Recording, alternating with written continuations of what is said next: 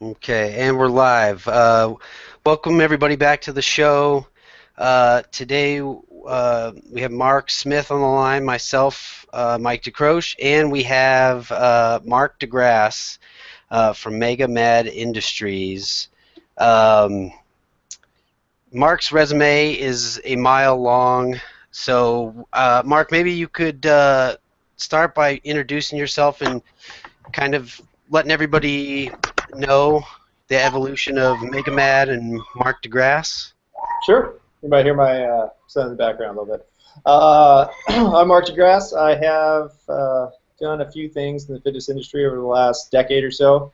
I had a gym in Orange County, developed a magazine called My Med Methods, eventually sold that magazine to On It Labs, worked as the chief fitness officer over at On It Labs for a year or so, and then now I actually have a business where I help other fitness business owners establish themselves and kind of build the skills they need to be independent and grow their businesses. I think one of the things I realized over all this time, and this is not just with those last few projects. There's actually been 50 projects in between. I was a marketing director for a commercial fitness company, and have actually worked with other large commercial fitness companies with product development and whatnot.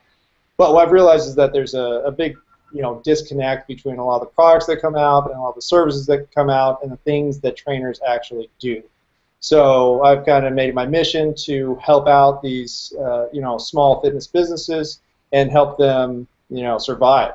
Because you figure, how long could you keep on training people 10 hours a day and keep growing as a business? When does your time end, or you get too tired, or you get injured, or you have kids, or all these different things? You can't just personal train or run a gym forever. If you really want to stay in the business, then you need to grow, develop products, services, all that kind of stuff. So I'm kind of helping to educate fitness business owners about that aspect of the business, so they can stay in business essentially.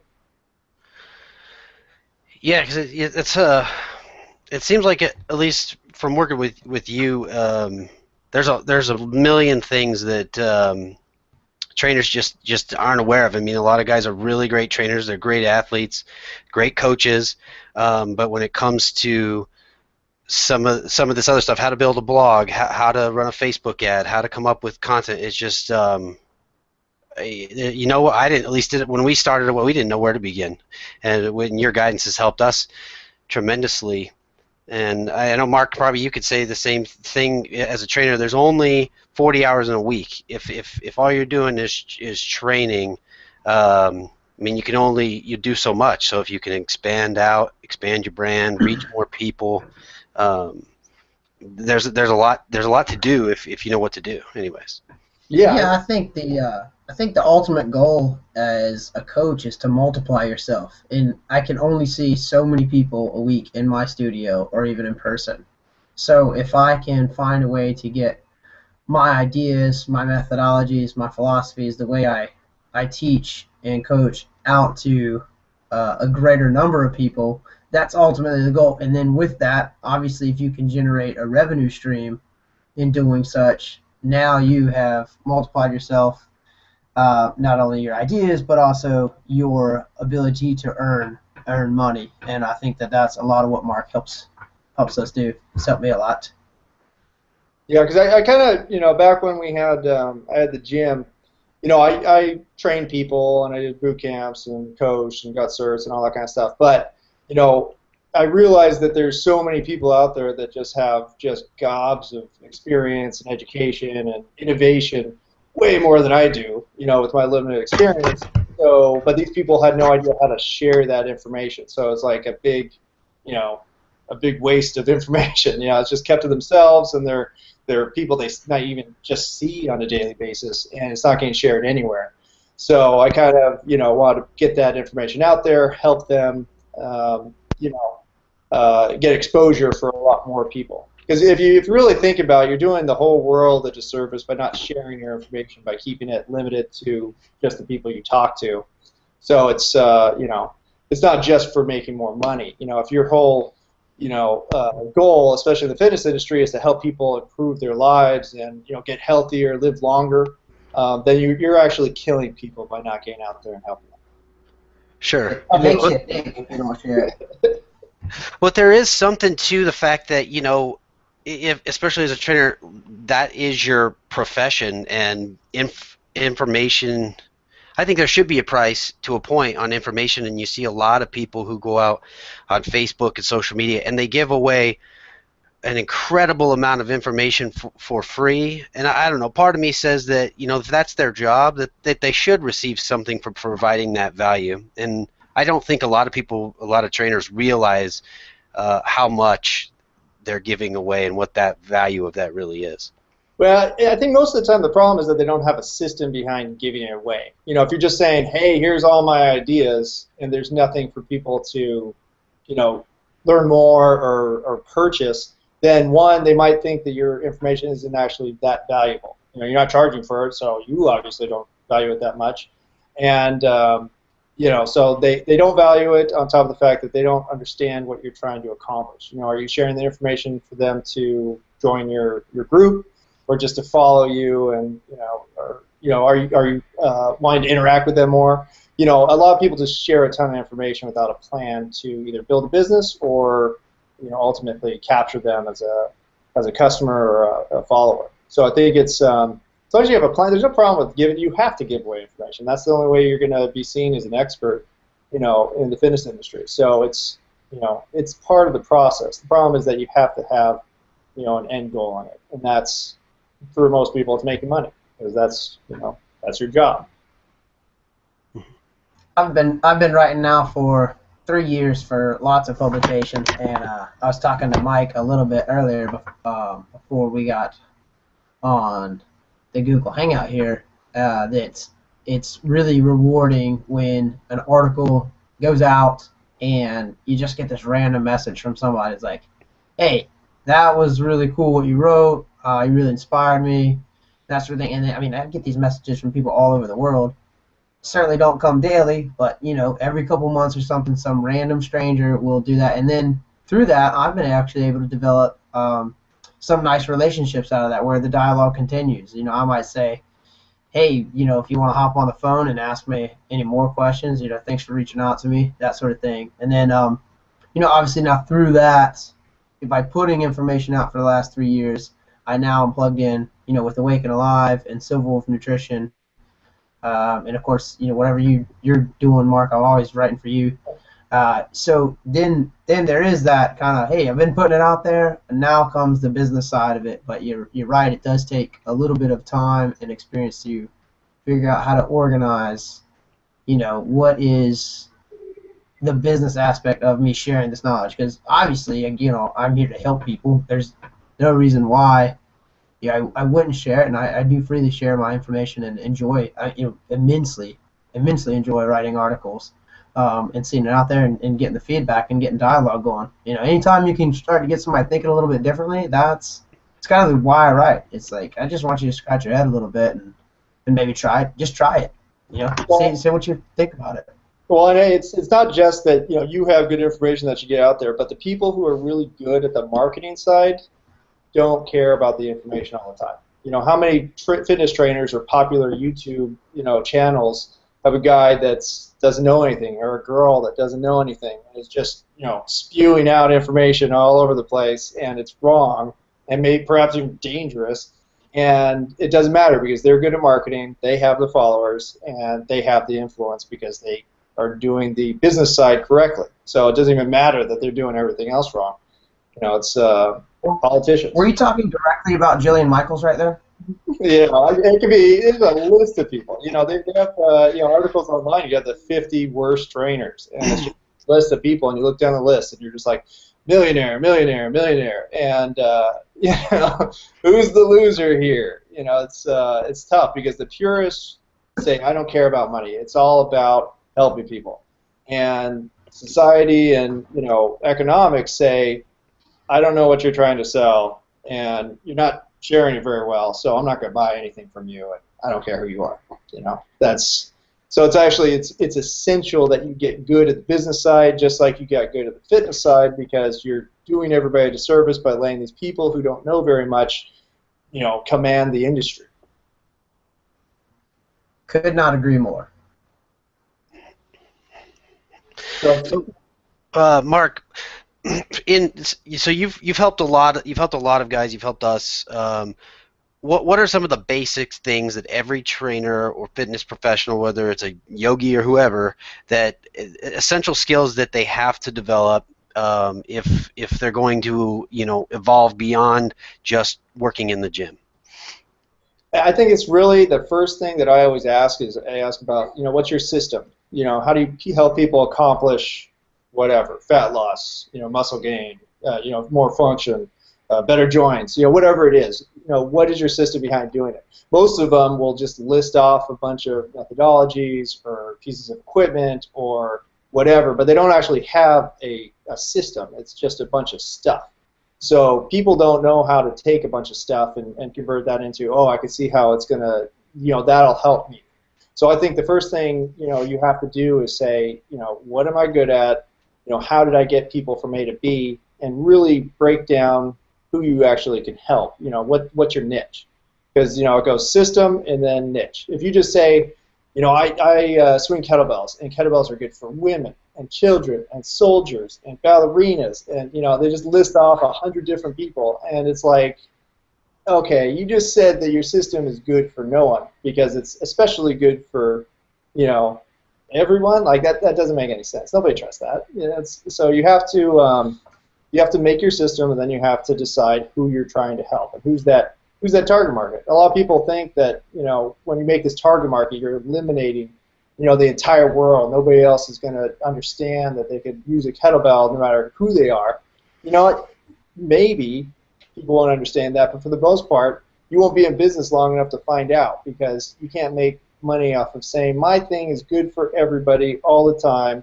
Everybody should do it, If I came to you and said that about my marketing system, and I said, oh, this is good for car dealerships and fitness trainers and doctors, and I just started listing off a bunch of professions, you'd be like, oh, okay, well, I need a specialist. You do it yourself all the time. You're not going to go to a transmission guy when you need your brakes done or when you need a new engine. Like it's not it's just same thing with doctors or any other profession. You go to the person who knows a lot about your issue. So, in terms of trainers, you have to say, like, I really help out middle-aged women who need to get in better shape because of blood pressure issues. That's great. How can they improve their blood pressure? That's a good target market. And then at that point, then you can expand from there. But if you don't have a core following because nobody understands who you're actually helping, you're doing yourself the biggest disservice, and you're never going to grow that much. Nice. Now, after you accomplish all that, the other things that I kind of teach people how to do is, okay, you have your system, you have a target market, then you need a certain amount of computer skills because that's where you're going to make your money in the fitness industry. So, I say you should know how to use Photoshop. You should know basic, web design in terms of just some HTML and manipulation. And then you could, how to shoot videos and film online. It's not complicated stuff. And a lot of people, or even social media, like I talk to so many trainers just like, I hate Twitter. And it's like, me too. But it doesn't matter because if I'm not on Twitter, then I don't exist to some people. Because some people are only on Twitter, or some people are only on Instagram, or only on Facebook. You have to do this. It's just part of your job. Think of it like, I always relate marketing to, working out. You're not going to neglect your legs because I don't like working out my legs. That's what you're doing when you're eliminating these really obvious and easy to use tools that could grow your business for free in a lot of cases. So would you say that my 2008 Hewlett Packard with Windows 2007 is like where I need to be right now, or should I go ahead and upgrade a little bit? Yeah.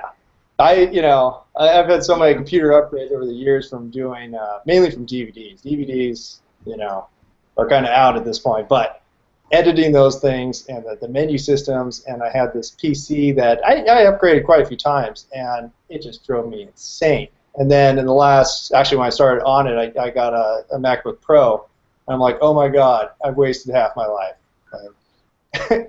That's what everybody says. It's like, you want to rebel because everybody, you know, loves Mac. So you're just like, I'm not gonna love Mac. It's stupid. I'm unconventional. You know, nobody cares. Just get tools that work and then use them because you're wasting your time otherwise. Just get things that work that make this tiny part of your life easier. That's what something like that does. Upgrade, save It's up for funny you it. say that. I got a friend that is a builder, and he said one time, he said, I spent years trying to make the wrong tool work for a certain job. He said, if I can give you a piece of advice, buy the right tool for the right job. He's like, it might spend a little bit of money, but you're going to get the job done in the amount of time you need to, and you'll be much more productive. He's like, don't try to make a screwdriver a hammer. Yeah. I did that for. You're looking at my very first smartphone. Before this, I had a 3-year-old BlackBerry, and then before that, I carried a flip phone around forever. I just said I was not gonna And plug into the matrix. I am going to stay out, and I'm not going to be a follower. And it's changed my life. I'll never go back. But Yeah, well, it's yeah, just you get used to something. It's just like any habit. Like I'm used to it. It's working sort of. I'm just going to keep it going. The same thing with the workout plans. People use the same workout plan they've done for 5 years, getting no results, and they're still doing it because that's what they've always done, and it's sort of working. So I'm not going to risk it and change things up.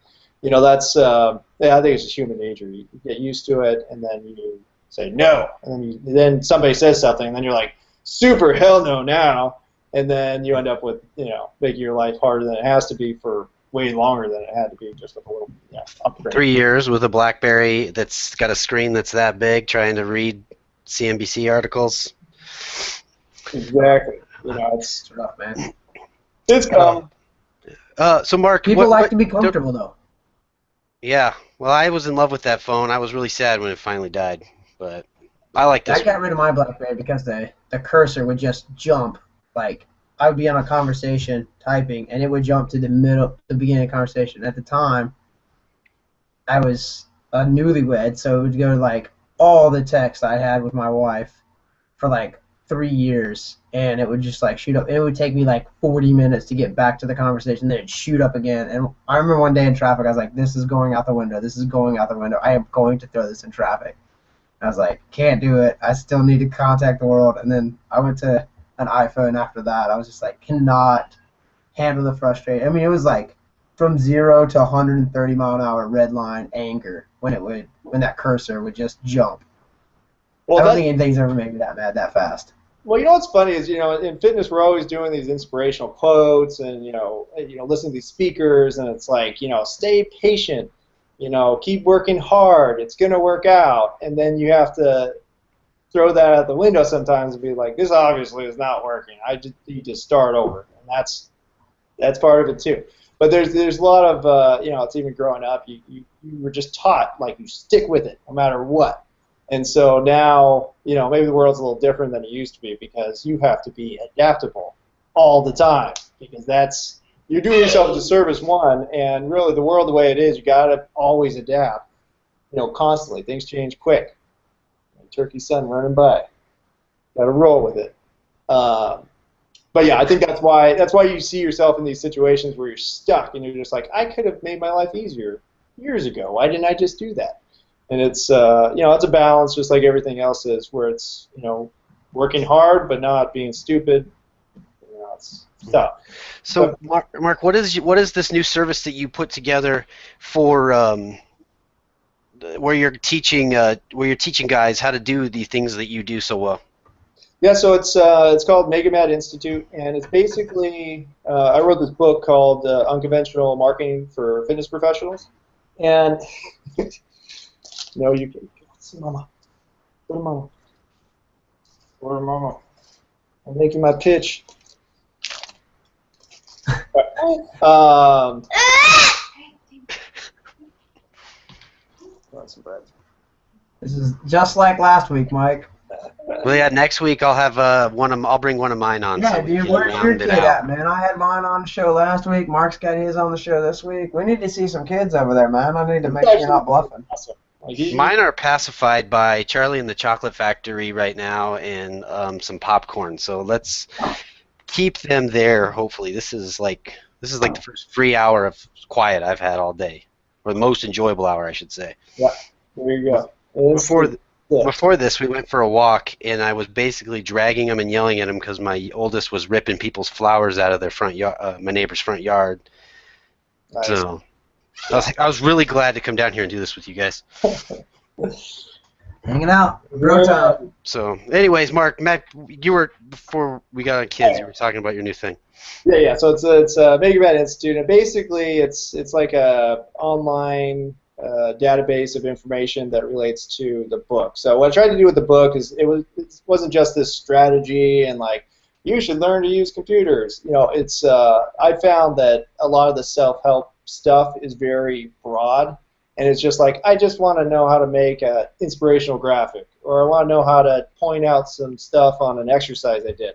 You know, and there's it's easy to go past that and go beyond into the strategy stuff, but what I'm trying to give is specific tutorials to use today to improve your business. So, what article types you should be writing about, how to optimize them for SEO, how to make the graphics and cool pictures, how to run a photo shoot for $150 so you have good-looking stuff on your website. That's one of the things I always find is like, even with big companies, I'm talking about like $300 million fitness equipment companies that don't have professional pictures of their own product. That's like a $10,000 product. It's like, what the hell? This is the easiest thing you could possibly do to make people buy your product, and they don't do it. So it's not just the small people that are, or the small businesses that are doing it. It's a lot of people. So it's just doing all these kind of how-to videos to affordably accomplish your goals and really grow your business online. So it's not $1 million, and it's not so broad that you're not going to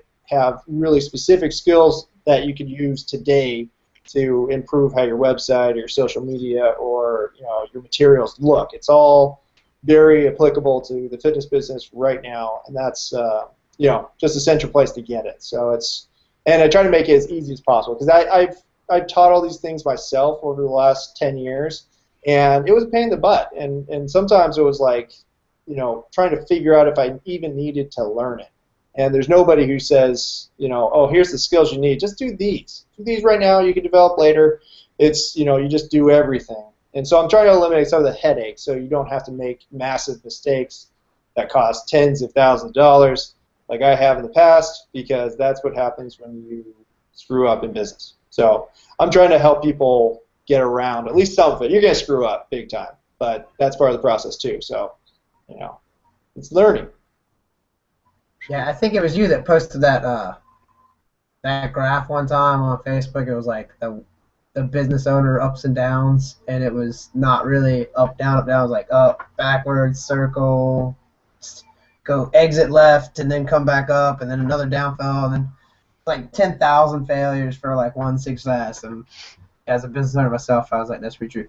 So I wanted to, you mentioned social media just a second ago. One of the most overwhelming conversations I ever had in my entire life was I met with a social media director. She worked for a company. He sat down. And it was like this 2-hour lunch. And she's like, you need to do this. And I mean, like, the list is so, like, long and arduous. She's like everything. I only recognized, like, 4 names that she even said. Like, I had heard of Facebook. I knew what Instagram was and Twitter. And I had heard of like Google Plus. So she goes through this list. If you were to let's just hit like the big 3, okay, Instagram, Twitter, and Facebook. Like, what would be a piece of advice per platform that you would give? I mean, for all 3, just worry about Facebook, Instagram, and Twitter for right now. If you're not on anything, then just worry about those 3. It's going to be, when you talk to somebody who's like an industry person, like a professional, they have a team of people and tons of experience and lots of resources, and a lot of the things they say are not going to apply to you. You're a small business. You're just trying to make it. So just try to do the essentials. Those 3: Instagram, Facebook, and Twitter. And then for each one, post on Facebook every day, post on Twitter at least once a day, but it should actually be 10 times a day if you can, and Instagram at least once a day. So it's, it sounds simple, but if you try to do it, you'll actually have to start thinking about it or remind yourself or whatever. But just having just those 3 things and just posting almost anything because you don't actually have followers right now. So right now it's going to be a lot of experimentation. The important part is just that you do it. It's the same thing with like your blog, where it's just like just write something every day. It could be almost anything. Nobody's going to read it right now. You just have to get in the habit of doing it and then improving upon it over time. And if you start today, and a year from now, you're going to have 365 articles. You know how many websites have 365 articles? Very few. So even just doing that one step, you're setting yourself up for, knowing a lot more than you knew before, and really finding out what your base is going to like. Like you guys did with your bench pressing article, you found everybody hates you. Not everybody. Not everybody. No, you found just a few. Just a few. Well, there's people who agree with you, and that's the people. If you have 30,000 hits and 10% agree with you, that's 3,000 people that now checked you out that wouldn't have found you otherwise. If you didn't write that piece and you got 100 hits on your website, how many of those people would be followers? If you want 10%, 10 people. It's all a numbers game. So it's all about experimenting and really finding out what you do well, and then just doing more of it. And revising as you go. Well, in the hard part, Mark, with the feedback is the people who like our stuff aren't saying anything. They might throw up a like, but our comment feed is solid people who wish that they knew where we lived so they could come to our house and murder us because because we don't like bench, or we're not nearly as swole. Because we put that article out, they automatically know that we're not swole. We never will be, and that's why we put out that opinion. Mark, I'm just not that strong according to these people. I'm very weak. Exactly. I mean, if you don't have that number, then do you even lift? It's we were gonna ask that, but I mean, I would say the last week, the last dozen or so comments that came in, I'd say 50% of them were very positive. People were actually saying, "Hey, this guy great points," and tagging their buddies into it. Say, "Hey, this is what I've been trying to tell you. Like, this is the reason my shoulder's messed up," or, like, "Hey, maybe we should do some ring dips or something else instead if we're just looking for development and strength." Yeah, well, I mean, if you think about it, there's only most of the people that say anything are always saying bench press, bench press, bench press. And, if you're a guy who's, say 35 years old, hasn't worked out since they were in high school, and is now, thinking about lifting again because they're all pudgy or whatever, and you go online and you say, okay, I'm just going to follow, Men's Fitness on Twitter, and I'll see what they do all the time.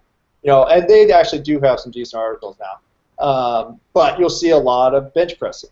And curls and all the things that get good traffic from guys like that. Because if you look at most of the media companies, what they're trying to do, they don't care about the 1% of people who actually know anything about fitness. They care about the 9% that don't know anything about fitness to come to their website and maybe buy something, or click on a link and go to their advertiser, or boost their website numbers so they can sell advertising better.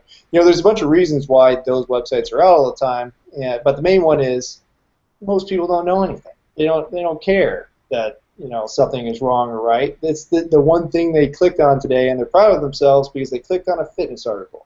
And that's the main group people are targeting. That's why you have these guys that are so popular and they don't actually know that much. Yeah, it's frustrating. You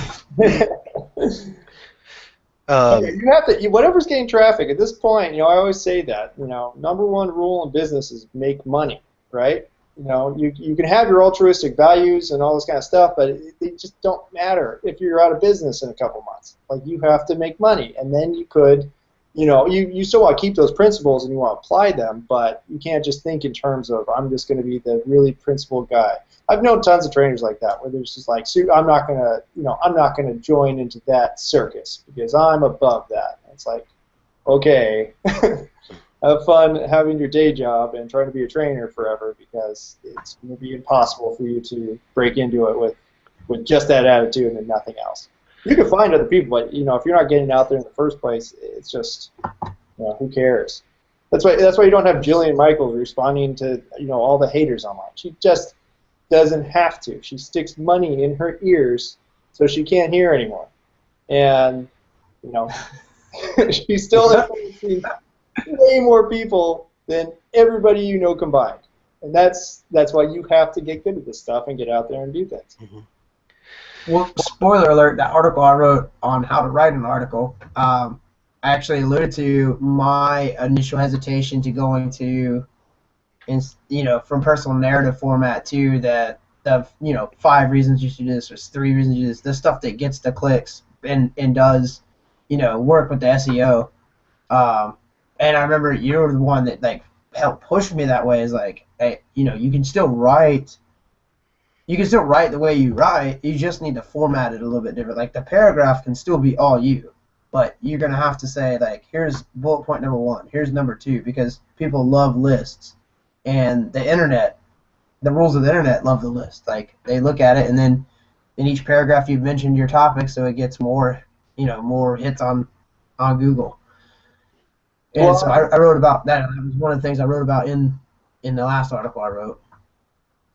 Well, and I think you can still write your lengthy narrative that's a story and all that kind of stuff, and the people who love you are going to find it and they're going to love it and they're going to love you more because of it. It just has to be in addition to all the other stuff that you write. It's otherwise people aren't going to find you in the first place because people aren't going to take that kind of time. And mix it up. Right? Yeah, lots of different you're things. just figuring things out, and that's how you got to look at it. You don't know exactly what people want. Most of the articles I write that are hits, I'm just like, what the hell? Like I was tired, and I put that out there because I had to get it done in 15 minutes, and then it just blows up, and you're like, oh, and then you look at another article you spent like a week writing, and you're like, why doesn't anybody care about this? And so, I kind of talk about the book too, where I'm just like, you don't know what people want. And being presumptuous about it is not a good thing. Well, there's an easy like fear. Fear is key in like everything, and overcoming it and just sidestepping it. Because I know when I'm writing stuff a lot of the time, I think no one's going to want to read this. They're going to judge me about it. This is important to me. It's not important to somebody else. And like you said, sometimes I'll write something and think it won't be well received, and I'll think it's crap. But that's the piece that gets 5,000 people out on the site, and I'm like, I was sure it was going to bomb and be the one that had a ton of hater feeds, and that's the one that had no comments and lots of likes. Yeah, and that's how you have to approach the whole business. Like I've talked to businesses where you think that they make all their money off of something. There's one business it looked like a cool bar site in Austin, and you go on and you're like, oh, this is such a cool website, there's tons of content, and there's lots of advertising, and you're thinking like, oh, this is obviously some type of media company that makes their money off of advertising. But at the end of the day, what they figured out was they made all their money off of t-shirt sales.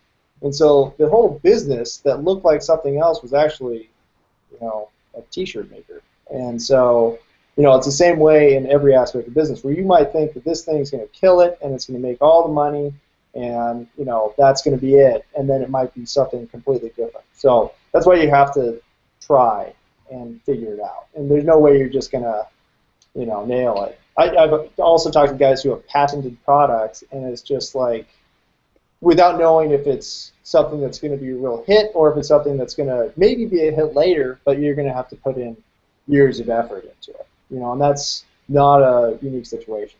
A lot of you look at how to do business for dummies, and the first thing they'll say is like, start an LLC so your liabilities are protected.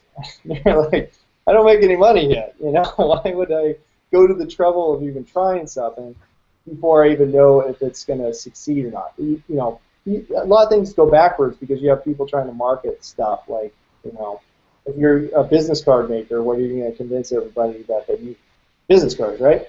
Or any other specific business is going to always encourage you to, that whatever they do is super necessary. So, I'm trying to dispel those kinds of things and being like, hey, make money first, find out if your product is going to make money before you invest a bunch of time and effort into it, and then, save yourself a bunch of trouble and eventually find something. Like, Tim Ferriss's book, the 4-Hour Workweek, he talks about that, like how to test market a product, and it's genius because a lot of people would just save themselves so much time and effort if they took that advice. Like I'm just going to try it.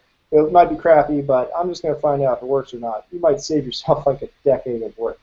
It's like I have some people ask me about like, oh, I have this awesome idea for a product. I don't know, like, how do I invent it? Who do I hire to make this thing happen? I'm like, first of all, you need to make it out of PVC pipe and duct tape and see if it actually works. And any experimenting you're going to do is going to save you money right now because you're not paying somebody else to do it for you. It's another, the inventor, company tells you, come to us to invent. And instead you should cobble it together. Nobody cares. Nobody's seen it before. And see if anybody is even interested in the concept before you go investing a bunch of money and time into it. See, now when you say that, I think of the shake weight, and I wonder what consultants were on staff and helping and how they manufactured a shake weight out of PVC. I'll tell you, man, it was a bunch of college kids, and it was a joke. They were all in on it, man. Like, I bet you should call that PVC duct tape thing the MacGyver phase. Somebody's going to pay money for this thing. But there's different levels, because if I'm talking to the guy who's just thinking of his first product, he has this idea, do it. If you're somebody who's released products that have made millions of dollars, like, you have more experience than somebody else. You could, afford to figure things out a different way. But if you're just doing it for the first time, which most people are, then don't shoot yourself in the foot by, wasting a bunch of time when it might not even be a thing that people want. It's just, a lot of my advice is for the small business, and things are different for us, and that's why there's so many things that are not very helpful for us, because a lot of the stuff that you see out there is not for the guy making under $100,000 a year with his business. They're for the 10-person company that's doing $500,000, or $1 million, or $10 million. At this level, it's really different. So, I'm trying to enlighten people about that. It's the things that you learn in business school don't apply to you yet, unless you go and work for another bigger company. So, yeah, it's counterintuitive, but I think it's been helpful for guys like you. So, yeah. Sure, it makes sense. I'd like to make $100,000 a year. Well, I was listening to this webinar the other day, and the average small company or small business, one-person, two-person business in the United States does $40,000 revenue a year, not profit. Revenue is $40,000 on average. So, yes. You're up there. You're average. Or even. I love being average. Man, how could you survive on that? You'd need a huge margin to even make anything livable off that. Well, that's why they always say that 50% of small businesses fail, and the number is way higher than that. Like, there's way more businesses that start that never go anywhere just because you're either undercapitalized, or you do something super wrong, or you just don't know how to get your name out there. It's I would guess it'd be more like 80% of small businesses who don't make it. And especially the fitness industry. I see gyms open and close in my town like on a daily basis. Somebody asked me about a gym, and I never even saw it open before it's already closed. And they're like, "Hey, did you hear about this?" But I was like, "I didn't even know they were open." And there's like a 6 to 8 month window in that first year that these pop-up fitness businesses in Wilmington just they don't. And I'm sure it's like that all over the country. Oh yeah. But well, you get excited about something, and when you start a business, you want it to be a business, right? So you go and you get your business cards made, and you form your LLC, and you do all this business startup stuff. When 99% of your time should be making money. All the other stuff you could literally screw up totally, and it still won't be bad because you're making money. So. I think that's it's tempting. You get excited about, you buy all the domains, and the one thing you're not doing is telling everybody about the company in the first place. So or like trainers, you jump the gun on starting a business. Sean Ballo in Florida, he just opened his first official facility, and he's been in the business for like 20 years, and he trains pro golfers, and he has a really cool website, and he wrote books, and he's done a lot of things, and now he's opening his facility. And I'm like, man, more trainers need to understand that opening the facility, one, is going to be, 2 to 10 times more expensive than you think it is, and harder to run, and maybe understand that they're not ready for that step yet. It's hard, and when you start adding expenses like that, your options get more and more limited. So it's don't jump the gun is or jumping the gun. That's what causes a lot of businesses to fail. Yeah, I started out on my parents' back porch with 2 kettlebells and a Bosu ball and a piece of carpet, and that was it. And I was there for like a year and a half before I even found like an abandoned carpentry shed that I turned into a studio. That's It was awesome. like all I needed was like a broom and a different lock, basically, and make sure that I could get the lights cut on.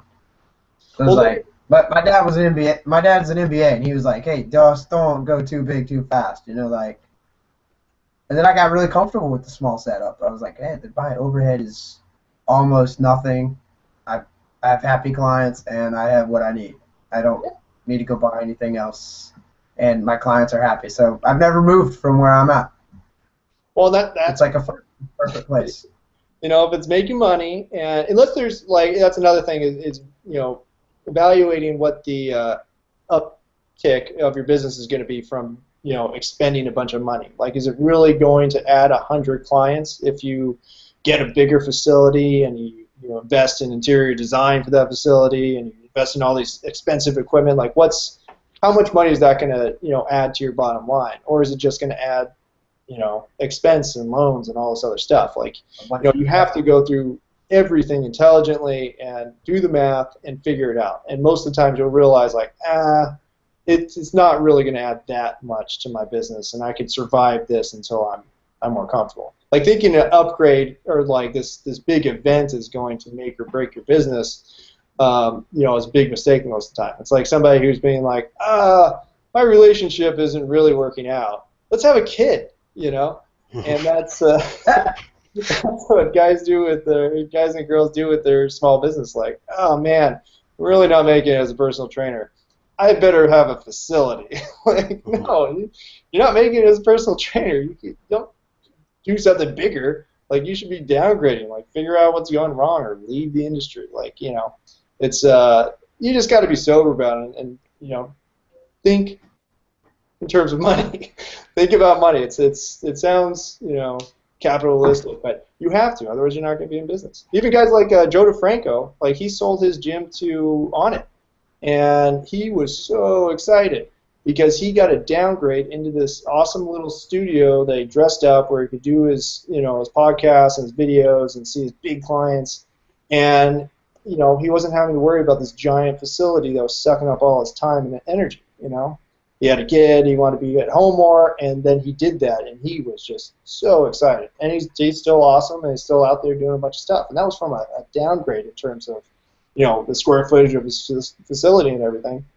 And that's, after you get to the point where you achieve one of the milestones of business, like, I made a business, and I sold it, and, I made some money, and I'm happy, you start your new businesses, you start thinking a lot more in terms of, what's the profit margin on that? If it's not high enough and it's going to take too much effort, I don't want to do it. And so maybe everybody has to go through it in order to realize that. But if you can just, think a little bit, into the future instead of just, I'm going to survive this week or I'm going to, make this happen no matter what, you'll probably save yourself a ton of effort and time and money and struggle. Well, there's a couple things that come to mind when you say that. Is I think a lot of people don't realize that there's a lot of stuff you can do for free, and you don't need to just jump into stuff. Especially if you use the social media tools right, you could create a pretty good business spending almost zero in ad dollars. As long as you learn to do it right, like you're saying, the things that you've taught us and that you teach other people. But in terms of the money and the margins, I think you see trainers all the time. They get pulled into multi-level marketing products, or there's always the hope that, I'm going to start doing affiliate marketing and I'm going to make $1 million. And the commissions and the time and effort you have to put into those things a lot of the time just don't pay off. And if they stuck to what they were good at and did it right and built it slowly, they'd be much more successful at it. Yeah, well, I mean, it's all about, trying a bunch of things and seeing what works. It's always the 80-20 rule.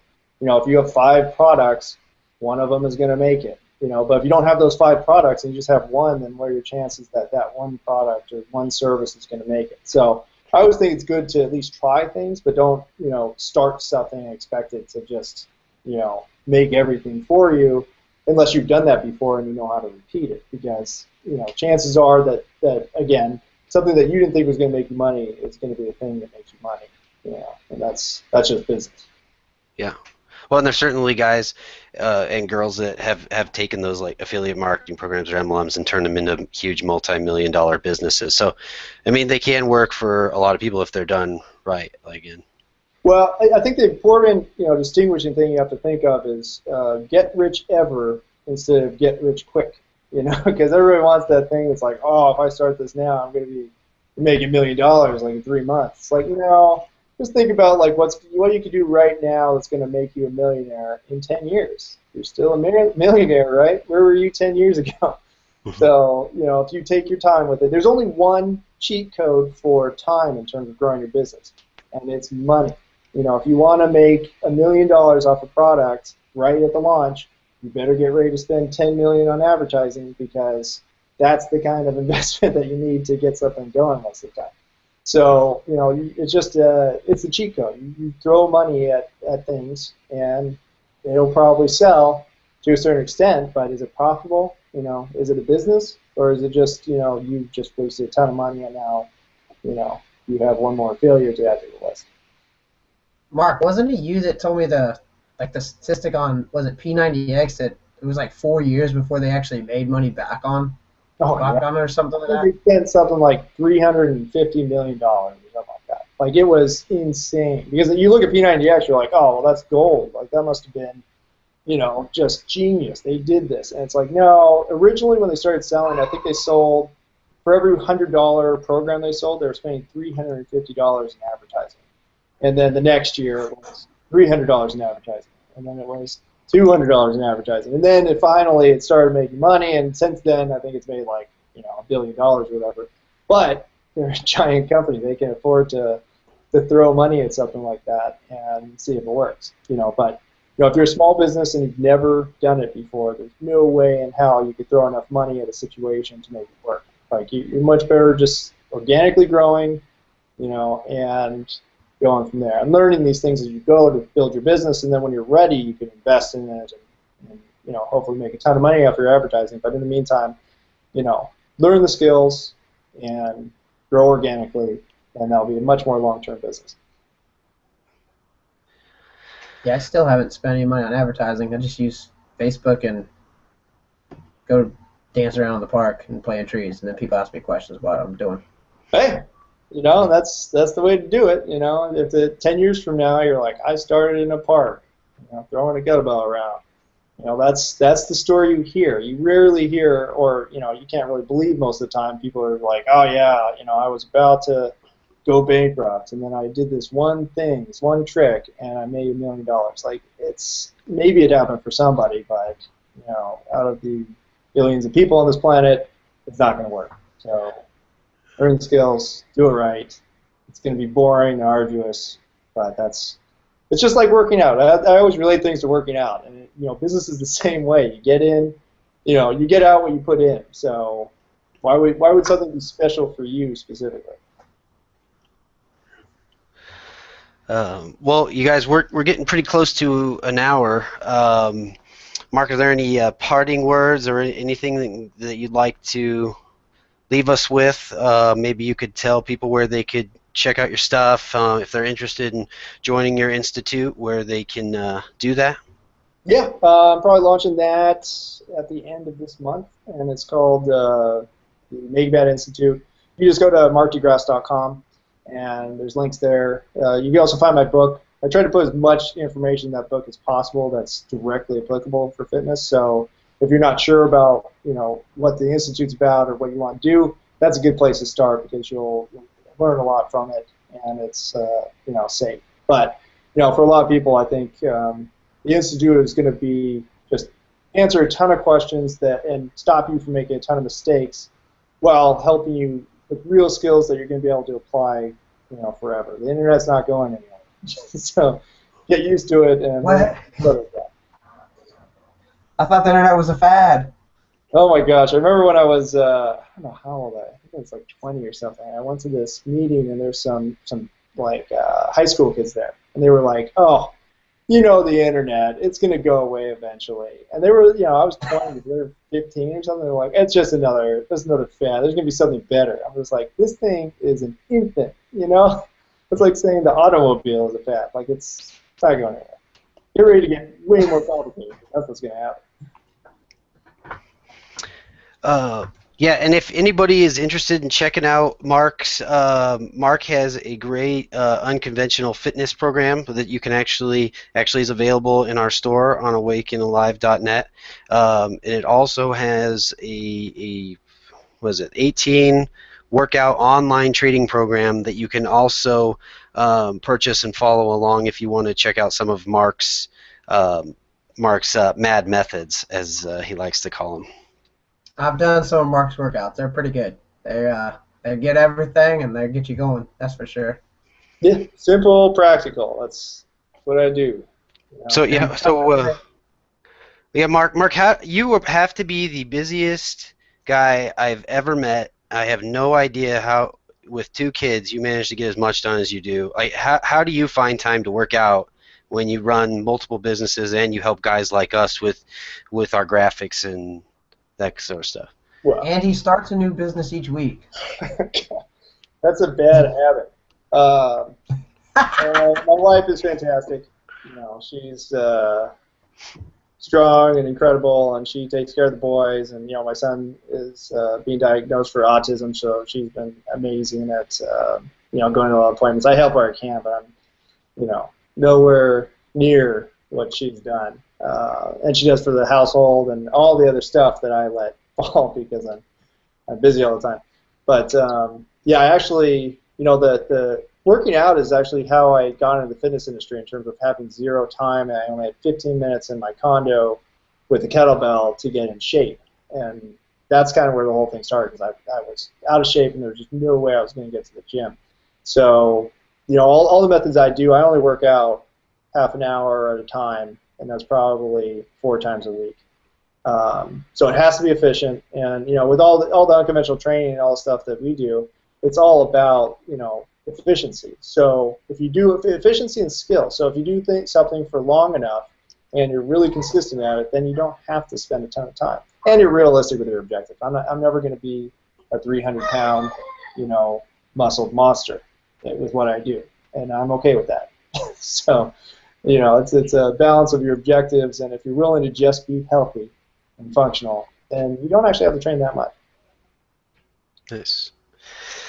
Well, I think that's going to wrap us up today. Thanks for coming on, Mark. We appreciate it, and all the wonderful work that you've done. If anybody wants to see any of Mark's wonderful work, you can just visit our homepage and see some amazing graphics that Mark has put together. We'll include some links, Mark, to your stuff in the box below the video, or you can send us an email if you're interested in getting a hold of Mark, and we can get you in touch with him. Otherwise, thanks for checking out the show. Please subscribe, and again, subscribe to the newsletter. You'll get a coupon code for 15% off anything in our store. And if you have any questions about training, life, or chasing kids, feel free to shoot us a message. But anyways, thanks, fellas. Have a good night. We'll talk to you soon. Always great to see you, Mark. You too. We'll talk soon. All right, bye.